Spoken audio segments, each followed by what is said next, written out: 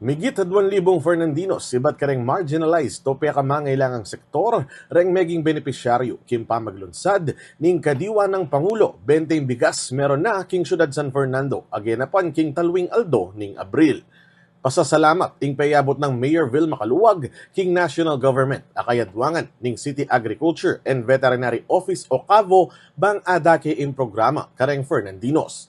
Kwento ning alkalde, alimu abyas, ing tinggapan da rin benepisyaryo, pati na yung libreng ebon at canned goods, iba't king city government, akayabe kanu, king pangako ng Kaluwag, adi ng saupreng 90,000 households king San Fernando, karen daratang abulan. Ay, nagpapasalamat po tayo sa programa ng ating Pangulo na si President Bongbong Marcos po dahil nabiyayaan po ang siyudad ng San Fernando sa kanyang programa na 20 pesos kada kilo po na bigas. Although tuwang-tuwa na po sila sa bigas, naisipan lang po namin nila Vice Mayor at ng 10 councilors na bigyan ng terno yung pong bigas. Para pag-uwi yung mga tao, meron na silang itlog at meron pa silang maling, no? Mga Fernandinos, wag po kayong mag-alala dahil lahat po ng bahay mabibigyan po.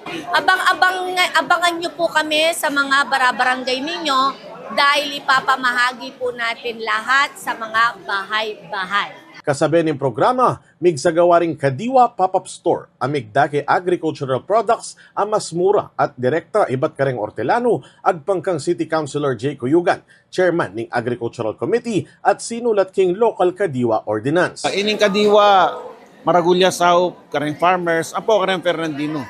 Kasi diretsula reng farmer, ipisalida kini, mura pero mas managitan la pa reng farmer kaysa uling alayang middleman.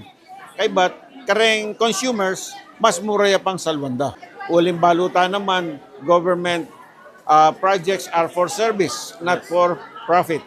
Lalo na ngayon panahon na iti, krisis. Kailangan tayo uling eta malyaring yung mga nasi, ang pokeng pamangan. Dapat yung pamangan mo munang dili ang mura. Kinilala na namang Department of Agriculture Assistant Secretary Genevieve Velicaria Guevara ing pamag-organisa ng syudad bang adake ing programa kareng Fernandinos at sinigurado ing pamamunta ng programa ang kareng barangay at komunidad. So ito pong partnership natin with the City of San Fernando, nakita natin ngayon na talagang very organized sila, no? Para makita nila how they can improve. Pero definitely, nakalagay na po doon sa ating agreement with them, meron po tayong 90,000 beneficiaries for the City of San Fernando alone.